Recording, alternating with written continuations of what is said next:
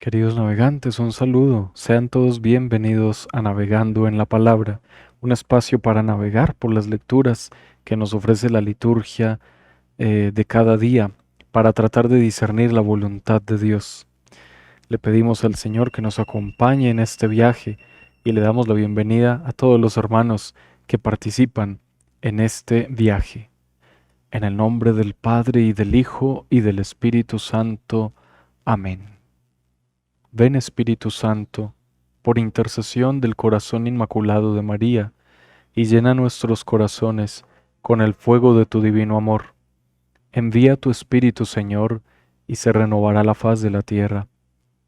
Padre Celestial, que adoctrinaste los corazones de tus fieles con la luz del Espíritu Santo, te pedimos que enciendas esta misma luz en nuestros corazones, para que nos ayude a ser fieles a tu santa voluntad. Hoy te alabamos con el Salmo 49. Al que sigue buen camino le haré ver la salvación de Dios. El Dios de los dioses, el Señor habla, convoca la tierra de oriente a occidente, desde Sión la hermosa, Dios resplandece. Congréguenme a mis fieles que sellaron mi pacto con un sacrificio. Proclame el cielo su justicia, Dios en persona va a juzgar. Ofrece a Dios un sacrificio de alabanza, cumple tus votos al Altísimo e invócame el día del peligro. Yo te libraré, y tú me darás gloria. Gloria al Padre y al Hijo y al Espíritu Santo, como era en el principio, ahora y siempre, por los siglos de los siglos. Amén. Muy queridos hermanos, después de haber invocado al Espíritu Santo, de haber dirigido la alabanza con el Salmo de hoy de la Santa Misa, Salmo 49, vamos ahora a disponernos para navegar, para hacer nuestra meditación en los textos de hoy. Nos vamos a ubicar en la primera carta en el primer libro de los Macabeos, capítulo 2, versículos 15 al 29. Después de ubicarnos en el texto, vamos a hacer lectura del mismo. En aquellos días, los funcionarios reales, encargados de imponer la apostasía, llegaron a Modín para que la gente ofreciese sacrificios, y muchos hijos de Israel acudieron a ellos. Matatías y sus hijos se reunieron aparte. Los funcionarios del rey tomaron la palabra y dijeron a Matatías: Tú eres una persona ilustre, un hombre importante en esta ciudad, y estás respaldado por tus hijos y parientes. Adelántate el primero, haz lo que manda el rey, como lo han hecho todas las naciones, y los mismos judíos, y los que han quedado en Jerusalén. Tú y tus hijos recibirán el título de amigos del rey, los premiarán con oro y plata y muchos regalos. Pero Matatías respondió en voz alta: Aunque todos los súbditos del rey le obedezcan, apostatando de la religión de sus padres, y aunque prefieran cumplir sus órdenes, yo, mis hijos y mis parientes viviremos según la alianza de nuestros padres. Dios me libre de abandonar la ley y nuestras costumbres. No obedeceremos las órdenes del rey, desviándonos de nuestra religión ni a derecha ni a izquierda. Nada más decirlo, un judío se adelantó a la vista de todos, dispuesto a sacrificar sobre el ara de Modín, como lo mandaba el rey. Al verlo, Matatías se indignó, tembló de cólera, y en un arrebato de ira santa, corrió a degollar a aquel hombre sobre el ara, y acto seguido mató al funcionario real que obligaba a sacrificar, y derribó el ara. Lleno de celo por la ley, hizo lo que Pinjas a Simri, hijo de Salú. Luego empezó a decir a voz en grito por la ciudad: Todo el que sienta celo por la ley y quiera mantener la alianza, que me siga. Y se echó al monte con sus hijos, dejando en la ciudad todo cuanto tenía. Por entonces, muchos decidieron bajar al desierto para instalarse allí, porque deseaban vivir santamente, de acuerdo con el derecho y la justicia. Palabra de Dios. Te alabamos, Señor. Ahora vamos a pensar en la parte del texto que más se queda fija en nuestra memoria o en el corazón. Vas a recrear nuevamente con ayuda de tu imaginación la escena que nos relata hoy esta primera lectura. Vas a pensar en Matatías, sus hijos, el funcionario del rey y todas las personas alrededor. El hombre aquel que fue a sacrificar en el altar y cómo Matatías corrió a degollarlo sobre el mismo altar y mató también al delegado del rey. Una escena sin duda un poco violenta, pero que nos quiere mostrar el celo de Dios que tenía este personaje, Matatías. Después de recordar un poco de qué se trata la lectura, vamos entonces a ubicarnos en un contexto. Como lo hemos venido hablando, estamos ubicados en este tiempo de los macabeos y podemos decir que es propiamente el tiempo del Imperio griego. Vemos entonces que Antíoco IV Epífanes, que también se hacía llamar Dios manifiesto, Theos Epifanes, Dios manifestado, él mismo se ponía ese título. Eh, Nos ubicamos en justo en ese espacio histórico. Sabemos que el imperio griego reinaba y que estaban obligando a los judíos a aceptar todo lo griego, el helenismo. Después de ubicarnos un poco, vamos ahora a recordar que el libro de los Macabeos nos habla también de unos ciclos, así como tenemos en la Sagrada Escritura el ciclo de Abraham, de Jacob, de Isaac, de cada uno de los profetas y de los reyes. También el libro de los Macabeos nos presenta unos ciclos. Son propiamente cuatro los más ilustres. Matatías, de quien nos habla hoy la palabra.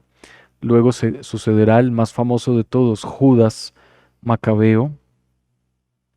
Em, y hay otros dos personajes de los que nos habla la palabra. Les voy a leer justamente un comentario que hoy he traído de la Biblia de Jerusalén. La misma Biblia nos ayuda a comprender, bueno, cómo leer el libro de los Macabeos, cuáles son esos ciclos. Entonces nos dice claramente lo siguiente: estos Macabeos, este libro, debemos entenderlo entonces de dos maneras. La primera, se trata de un texto que nos habla directamente de la oposición al helenismo. Y la segunda, hay unos ciclos. Cada uno de estos personajes nos quiere ayudar a comprender algo especial. Vamos a ver si encuentro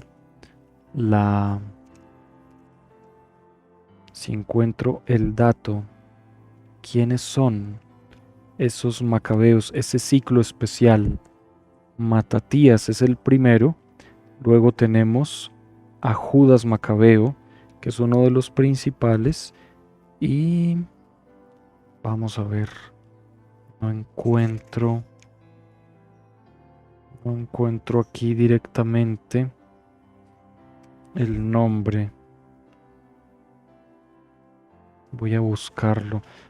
Tal vez fue aquí en la otra Biblia. Vamos a ver, es que estaba... A veces me confundo un poco. Yo creo que sí fue en esta. Así es, era en esta. En la Biblia de los comentarios de Luis Alonso Shekel. Entonces dice, podemos dividir este primer libro de los Macabeos en cuatro ciclos. Matatías, Judas, Jonatán y Simón. Son los otros dos Macabeos, Jonatán y Simón. Entonces son unos ciclos. Cada uno de los ciclos nos va a enseñar algo muy especial. Vamos entonces ahora a abordar el texto. Después de estos comentarios, de ubicarnos un poco en el texto, vamos a meditar. Toma nuevamente tu Biblia. Vamos a meditar el texto parte por parte. Nos dice el texto que en aquellos días los funcionarios reales de Antíoco Epífanes, encargados de imponer la apostasía, llegaron a Modín, una ciudad, para que la gente ofreciese sacrificios, y muchos hijos de Israel acudieron a ellos. Bueno, entonces, funcionarios reales llegaron a la ciudad estaban ellos destinados a imponer la apostasía. Muchas veces a lo largo de la historia hemos podido ser testigos de cómo los poderosos en algún momento envían a sus legados o funcionarios o ministros para imponer cosas en contra de la voluntad de Dios. Esto ha ocurrido en muchos momentos de la historia. Tal vez se continúa.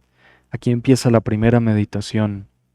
Muchas veces las personas dejan de ser fieles a Dios por seguir estos decretos reales, por hacer caso a estos funcionarios reales, funcionarios del poder del momento. Ya desapareció Antíoco IV Epífanes y todos estos, ¿ahora qué? Los que perdieron la vida honrando a Dios, como lo escuchamos en esta semana, están con Dios.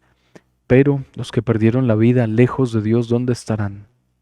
Entonces, esta palabra nos previene también a nosotros. Esta palabra a mí me dice, mira, sí, aunque lleguen funcionarios reales con todo el poder, con ese decreto real, si esto no honra a Dios, no lo podemos acatar. Hay cosas tolerables, pero hay cosas que no podemos tolerar. Entonces, mis hermanos, atentos, atentos a todo lo que ocurre a nuestro alrededor, porque puede ser que algún poder real, es decir, un poder político del momento, se imponga para quitarnos nuestra fe. Ellos, dice aquí, encargados de imponer la apostasía, es decir, de obligar a los judíos a dejar de ser judíos. Tal vez los líderes del momento no dan leyes obligando a las personas a dejar su religión. Tal vez en el momento no. En algunos países quizá de una autoridad religiosa estricta, radical y tirana. Pero en el resto de países tal vez no se impone esto, pero hay otra manera de imponer la apostasía, y es lo que quiero que reflexionemos con la ayuda de este texto. Hay muchas cosas que pretenden borrar el nombre de Dios, que pretenden socavar la santidad de Dios, la sacralidad de lo sagrado.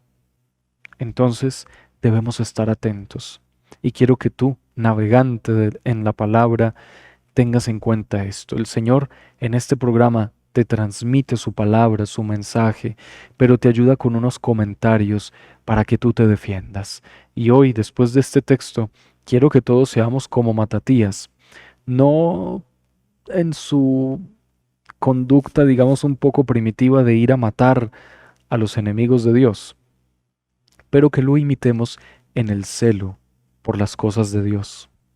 Entonces, hoy tal vez no llega un funcionario de la alcaldía o del gobierno obligando a las personas a dejar de practicar la fe, pero también hay ciertas leyes, ciertas cosas. Algunas pueden ser imposiciones, pero otras no. Poco a poco, subrepticiamente, van socavando la sacralidad de lo sagrado, van quitando del corazón de las personas la santidad de Dios y empiezan con los más jóvenes. Los ridiculizan muchas veces cuando son personas de fe, rechazan el nombre de Dios, obligan sí que en las instituciones no exista ni una imagen ni la Santa Cruz, ni mucho menos que se haga una oración. Entonces miren cómo se han ido apoderando también, cómo esta palabra se ha ido cumpliendo. Pero tú y yo no podemos permitir que esto pase. Hay que pedir siempre la libertad de culto o la libertad religiosa, la libertad para que cada persona viva su fe, para que no haya imposiciones en contra de la fe. La segunda parte nos muestra la tentación. Entonces, al principio, la situación. Llegaron los funcionarios del rey con su decreto para imponer la apostasía. Muchos israelitas acudieron a ellos, cayeron. Luego la tentación para Matatías y sus hijos.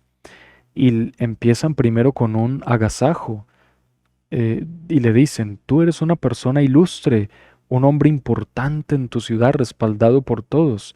Entonces tú debes ser el primero en sacrificar. Eres una persona ilustre, hombre importante. Miren cómo empieza toda tentación. La tentación empieza justamente tocando un poquito el orgullo. Así empieza la tentación. Toca el orgullo, insta, o mejor instiga a las personas a apartarse del don de Dios y a quedarse solamente con los premios humanos. Aquí le van a decir enseguida, acepta, y tú y tus hijos recibirán el título de amigos del rey. Es la segunda parte, la tentación. También a nosotros nos pasa. Le pasó a Adán y a Eva. Recordemos, pensemos también en este texto en Adán y Eva. Adán y Eva también, el maligno tentador, les tocó un poquito el orgullo. Y entonces ya el orgullo hizo el resto, se infló bastante, pero les tocó el orgullo cuando les dijo, serán como dioses. También cuando les digo, ¿y por qué Dios les prohibió comer de todos los árboles del jardín? Entonces miren, el maligno siempre entra tocando el orgullo, pica con el orgullo, como lo hizo con el pecado original. Toca el orgullo del ser humano porque sabe que ese es su talón de Aquiles, para continuar con expresiones griegas. Sí, toca una vez más ese talón de Aquiles que es el orgullo, nuestro orgullo. Ahora tú puedes comprender por qué el Señor premia tanto a los humildes y nos insiste mucho en ser humildes y en adquirir obediencia, humildad a través de la obediencia, en adquirir humildad obedeciendo los mandatos divinos. Entonces mira, toca el orgullo para luego llevarlo a irse en contra de Dios. Esa es la tentación del maligno.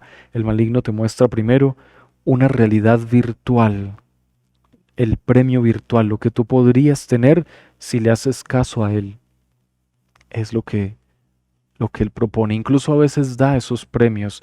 El maligno enemigo te puede dar un premio que parece una realidad virtual, una lotería, una persona en tu vida, no sé qué otras cosas, pero pueden ser simplemente eso, premios de esta realidad virtual que te alejan de Dios.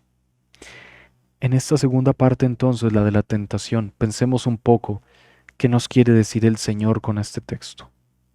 A mí personalmente me quiere decir que debo estar atento cuando llega el tentador, pica a través del orgullo, toca el orgullo personal para llevarme a algo en contra de la voluntad de Dios. No puede ser por orgullo, debe ser por discernimiento y en oración que lleguemos a tomar nuestras decisiones. Lo mismo te pido a ti, por oración, por discernimiento, llegas a tus decisiones, pero no por orgullo. El orgullo debemos superarlo poco a poco. Entonces la tentación inicia así, toca, lisonjea un poco a la persona para elevarla, ponerla en un pedestal y entonces decirle, mira, mira lo que tú ya tienes y podrías tener mucho más si haces esto. Le ocurrió al Señor en las tentaciones del desierto. Recuerdan una de las tentaciones cuando el maligno lo llevó a un lugar muy alto y le mostró todos los reinos de la tierra y su gloria, y le dijo, todo esto te lo daré si te postras y me adoras. Entonces miren, la tentación siempre empieza picando el orgullo, pero termina apartándonos de Dios. La tercera parte de la lectura, la respuesta de Matatías. Matatías significa regalo de Dios, parecido a Mateo. Y justamente él entiende que la ley es un regalo de Dios, que los mandatos divinos, su palabra, ya son el regalo y que no hay otro. Entonces en la tercera parte tenemos algo muy bello, la respuesta de la fe. El regalo es el mismo Dios. Esa es una respuesta de fe. Cuando el maligno nos tienta, ¿qué debemos decirle? Mira, mi mayor gloria y placer y gusto es estar con Dios. El maligno te va a proponer otra gloria, otros placeres, otros gustos, pero nosotros debemos decirle, mi mayor placer, gusto y gloria es obedecerle a Dios. Fue lo que hizo Matatías. Es la respuesta de la fe. Después de una situación, de una tentación, viene una respuesta, la respuesta de la fe. Cuando el maligno te tienta, cuando el maligno nos busca y porque quiere hacer perder nuestros corazones, es en ese momento en donde debe brotar una respuesta de fe. Qué bonita enseñanza de la palabra de hoy, la respuesta de la fe. Cuando el maligno enemigo nos tiente, mis queridos hermanos, vamos a responderle justamente con la fe. Esa es la invitación hoy, con el don de la fe. ¿Cómo así que con el don de la fe? Pues cuando llega esa inclinación a hacer el mal, ese orgullo, nosotros debemos ser hijos obedientes del Señor, dejar el orgullo y actuar según sus mandatos. Esa es la respuesta de la fe, es la respuesta de quien sabe obedecerle a Dios. Así es que si tú quieres librarte de esa acechanza del maligno y de esa tentación, pues entonces tienes que hacer lo posible para darle al Señor la obediencia de la fe, obedecerle, recordar sus mandatos. Ese es el camino seguro para librarnos de todo. Debes decirle al Señor, muéstrame, Señor, tus caminos. Muéstrame cuáles son tus caminos. Em, Cuando llega a una familia una tentación por una infidelidad, por ejemplo, en un matrimonio, entonces esa es la tentación. Toca el orgullo y le dice a la persona en tentación, mira, tú puedes hacer esto, nada más pasará, puedes tener lo que quieras y olvídate, no hay pecado, no hay maldad, puedes tener lo que tú quieras. Pero una persona que es de Dios debe responder desde la fe y pensar, esto no es de Dios, por lo tanto debo evitarlo. Los mandatos me dicen claramente que esto no se debe hacer, entonces lo mejor es no hacerlo. Y cuando tú superas una prueba de estas, tendrás mucha más fuerza para resistir después. Entonces, la respuesta de Matatías nos da la tercera parte de esta meditación. La respuesta es la fe. Responder desde la fe. Cuando pases por tus pruebas, por tus tentaciones, responde desde la fe, desde la obediencia a Dios. La cuarta parte es otro hecho. El judío que iba a sacrificar y entonces Matatías lo mató a él y mató al enviado del rey. Acto seguido mató al funcionario real, que los obligaba a sacrificar, y derribó el ara. El ara es una piedra donde iban a ofrecer estos sacrificios. Entonces, eh, la, esta cuarta parte de la lectura es justamente después de la respuesta, viene entonces la acción. Respondo con la obediencia de la fe y esto me lleva a acciones concretas. ¿Qué fue lo que hizo Matatías concretamente? Primero, mató al judío que iba a ir a sacrificar. ¿Qué significa esto? Ese judío era la tentación para los demás. Estaba pretendiendo que otros lo siguieran. Quería ser imitado, por eso fue el primero cuando Matatías se negó. Entonces, ¿a quién mató Matatías? Mató justamente la tentación. Entonces ahí está la primera enseñanza de la cuarta parte. Hay que quitar la tentación de nuestra vista. No podemos dejarla porque podríamos caer. Luego, ¿qué hizo? Mató al funcionario real. Entonces quitamos la tentación de la vista, pero también hay que silenciar al tentador, aquel que nos habla al oído y nos induce al pecado. Hay que matar a ese tentador. ¿Cómo? Lo silenciamos. ¿Cómo se silencia al tentador? A ver si algunos de ustedes nos dan ideas. ¿Cómo silenciar esa voz que me conduce, que me invita al pecado? Yo lo puedo silenciar. Conozco dos maneras.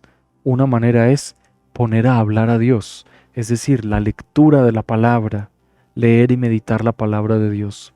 Y otra manera es la oración, pedirle a Dios que nos libre de las insidias del maligno, decirle constantemente, líbrame Señor de la maldad y de los malvados.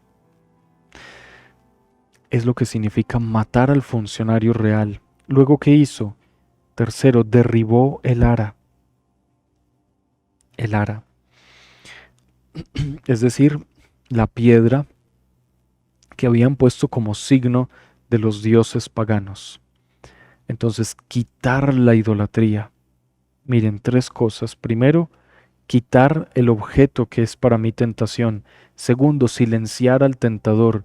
Y tercero, quitar ese ídolo. En el mismo caso de la infidelidad. Entonces, lo primero, quitar la posibilidad de tentación, es decir, bloquear ese contacto, borrar ese número, apartarme y apartar a aquella persona que pone en riesgo mi matrimonio. Lo segundo, callar al tentador, ponerme en mucha oración, confesarme, recibir la Santa Comunión, leer la palabra para que Dios silencie la voz del tentador. Tercero, derribar el ara, es decir, quitar ese ídolo, pedir al Señor el remedio para mi inclinación a la infidelidad. Pedir ese remedio, eso es el ídolo, quitar ese ídolo. ¿Cómo lo hago? Solo Dios lo hace, pero también mi esfuerzo por estar con Dios todos los días. Al final dice que muchos se le unieron en el desierto, bajaron al desierto para instalarse allí porque deseaban vivir santamente. Bajaron al desierto y ahí está la clave. Cuando yo quiero quitar el ara y quitar esa idolatría, debo ir al desierto. El desierto es el lugar de la prueba, sí, de la tentación, pero también el lugar donde Dios instruye a su pueblo y lo prepara para la tierra prometida. Entonces, y bajar al desierto significa también buscar la enseñanza, la instrucción, ponerme mejor en camino de discipulado. Eso es bajar al desierto. El pueblo de Israel era como un discípulo. En el desierto iban recibiendo instrucción y preparación para conquistar la tierra prometida. Así también nosotros también cuando vamos detrás del Señor y lo seguimos al desierto, estamos en un discipulado y Él nos enseña a conquistar la tierra prometida, es decir, a vivir santamente. El desierto también es como la penitencia, el lugar del encuentro, el lugar de la peregrinación, es decir, el movimiento constante. El desierto es movimiento, nunca pasan demasiado tiempo en un mismo lugar. El pueblo de Israel va constantemente de un lugar al otro. Y esto significa que el pueblo en su movimiento es un pueblo peregrino, siempre buscando a Dios, cada día más cerca de Él. Entonces hay una penitencia y una actitud interior de cambio, de conversión. Bueno, es una bella lectura. Deja tus comentarios sobre esta lectura y vamos a pasar al Evangelio. Tenemos un buen tiempo para el Evangelio. Qué lectura tan especial, la del libro de los Macabeos. Miren, pudimos tomar 4 puntos grandes, principales, y cada uno de ellos con su enseñanza. Es algo muy bonito. ¿Cuál parte te ha gustado más de esta lectura del primer libro de los Macabeos, capítulo 2, 15 al 29? Deja allí tus comentarios. Nosotros leeremos más tarde esos comentarios. Vamos a pasar al Evangelio. Vamos a meditar Lucas capítulo 19, versículos 41 al 44. Un Evangelio corto para hoy. En aquel tiempo, al acercarse Jesús a Jerusalén y ver la ciudad, lloró sobre ella, mientras decía: si reconocieras tú también en este día lo que conduce a la paz, pero ahora está escondido a tus ojos. Pues vendrán días sobre ti en que tus enemigos te rodearán de trincheras, te sitiarán, apretarán el cerco de todos lados, te arrasarán con tus hijos dentro y no dejarán piedra sobre piedra, porque no reconociste el tiempo de tu visita.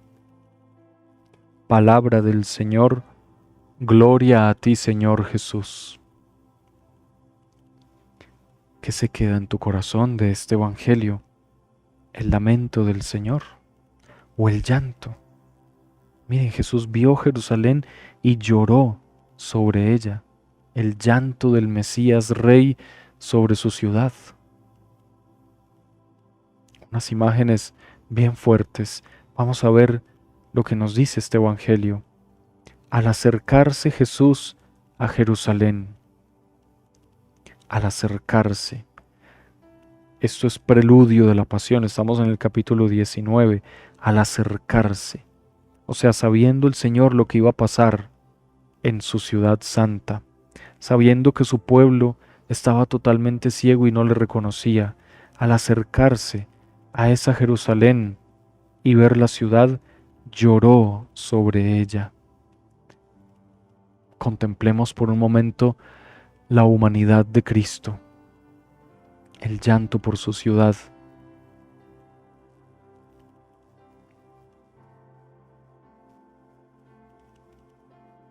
Contemplemos que Jesús, en su llanto por Jerusalén, exclama también: si reconocieras lo que conduce a la paz. ¿De cuál paz está hablando? La paz que solo Dios puede dar. Jesús mismo lo dijo. La verdadera paz solo la puede dar Él. La paz, no como la da el mundo, sino como la da Él. Él mismo lo dijo en el Evangelio. Esta es la única paz verdadera y duradera, la que da Dios. La paz del Mesías, de estar con Él, de estar en el camino correcto. Por eso dice Jerusalén: si reconocieras tú también en este día lo que conduce a la paz, si lo reconocieras. ¿Por qué llora Jesús? Porque este pueblo no reconoce lo que lleva a la paz mesiánica, no reconoce la paz que trae el Mesías, es decir, el perdón de los pecados. Tal vez Jesús llora también por tantos de nosotros cuando nos quedamos en el pecado, y también nos dice lo mismo: si tú reconocieras lo que te lleva a la paz. Y hoy te dice lo mismo. Llora, llora al Señor por cada uno de nosotros, y nos dice lo mismo: si reconocieras lo que te lleva a la paz del Mesías, la paz del perdón, la paz de estar con Él. A veces nos dejamos llevar por tantas cosas de la vida, deudas, preocupaciones, enfermedades, todos los problemas, y olvidamos buscar esa paz que nos da el Señor. Pero por eso subimos a esta barca todos los días, para procurar esta paz. Si tú vienes a este programa diario, pues tú sabes que algo principal que tú buscas es la paz, la verdadera paz. No la paz de un silencio, no la paz de estar junto a la playa en vacaciones, ni la paz del descanso nocturno.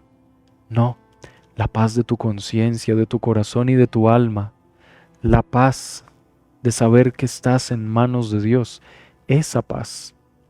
Por eso el Señor llora por todos nosotros y nos dice lo mismo.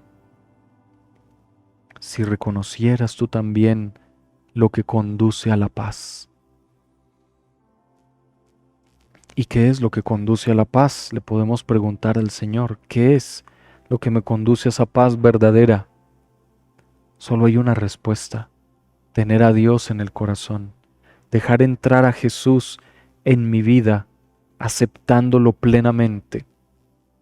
Si tú quieres vivir en esta paz, tienes que aceptar a Jesús. Y aceptar a Jesús es obedecer todo lo que Él dice, ser como Él, aceptar sus mandatos y su voluntad. Así encontraremos la verdadera paz. Pero ahora, dice el Señor, está escondido a tus ojos. Jerusalén no podía reconocer lo que llevaba a la paz. El mismo Jesús que estaba allí con ella o con ellos estaba escondido, sí, en apariencia, de aquel humilde campesino de Galilea que predicaba. que hablaba de Dios, escondido, porque Jerusalén o Israel querían ver a un Mesías rey, a uno que llegara con tanto poder, imponiéndose siempre. Pero no fue así, fue humilde, fue sencillo, muy simple, y por eso no lo reconocieron. Tal vez Dios mismo llega a tu vida tan sencillo, tan simple, tan pobre, que tú le rechazas porque estás esperando recibir a un gran rey, a un gran Señor. Esto es un llamado de atención. No creas que vas a encontrar al Señor Jesús vestido como rey en un palacio. Él te está esperando en la calle donde están los pobres. Es lo que meditábamos en la pasada jornada mundial de los pobres. Está escondido a tus ojos, se esconde a nuestros ojos el Señor. También en el templo, escondido en el sagrario, allí está su presencia. Seamos cada vez más amigos del sagrario. A veces me preguntan mucho, Padre, ¿por qué no volvió a exponer el Santísimo Sacramento para el momento de la coronilla, en la hora de la misericordia? Lo hacemos algunas veces y yo les dije, miren, eh, nos estamos, no sé, acostumbrando de alguna manera a ver al Señor y no puede ser así. Es extraordinario el hecho de exponerlo. Y entonces cuando está en el sagrario tendemos a despreciar. Yo tengo mucho cuidado con las, los significados de los actos, sobre todo cuando se trata de la fe y de la oración.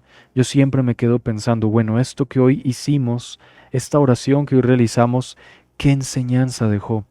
Enseñanza directa, pero también qué idea deja en la mente, en el corazón de las personas, qué sensación. A veces hacemos actividades que nos dejan con la sensación de que Dios estaba allí y otras de que no estaba. Entonces, mira, me puse a pensar mucho. Estamos exponiendo el Santísimo. Consulté los libros litúrgicos que dicen, la exposición del Santísimo es una forma extraordinaria del culto. Con el permiso del obispo se puede exponer en la parroquia. Sí, pero me puse a mirar en internet, en diferentes canales, en todas partes se expone el Santísimo. Lo ponemos como si se tratara de un títere, de, de algo que se mantiene allí ante una cámara y ya. No puede ser así. En cambio, descuidamos la oración ante el sagrario. Entonces, ¿qué pasó? Muchas personas rezaban la coronilla solo porque estaba el Santísimo. Si no veían al Santísimo, no rezaban la coronilla o se apartaban.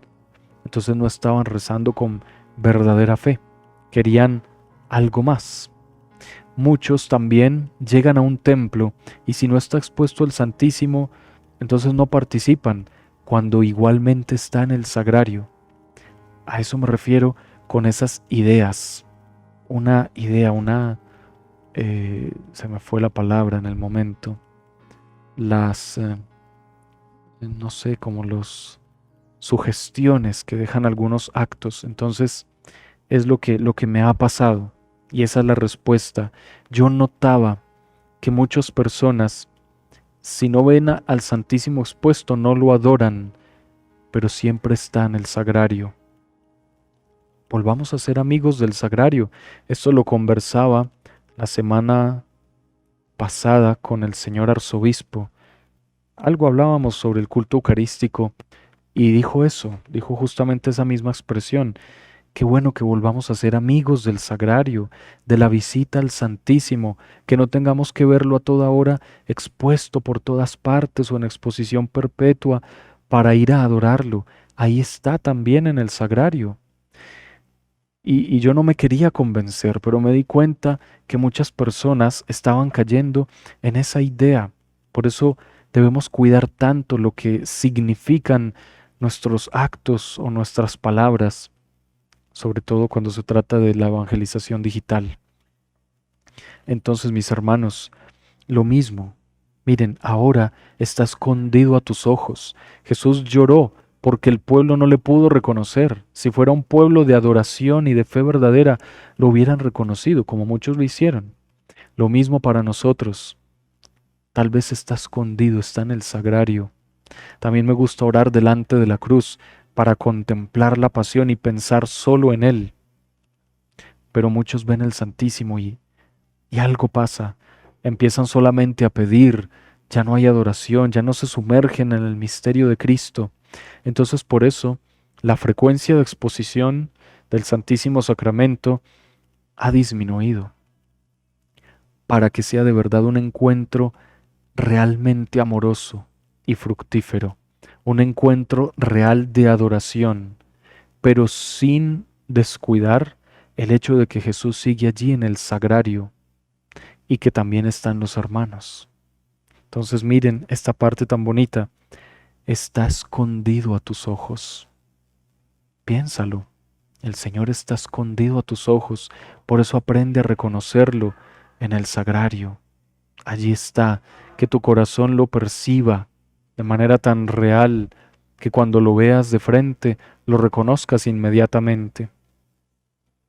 Luego dice el Señor, vendrán sobre ti, vendrán días sobre ti en que tus enemigos te rodearán, te sitiarán, te arrasarán con tus hijos dentro, no dejarán piedra sobre piedra, porque no reconociste el tiempo de tu visita.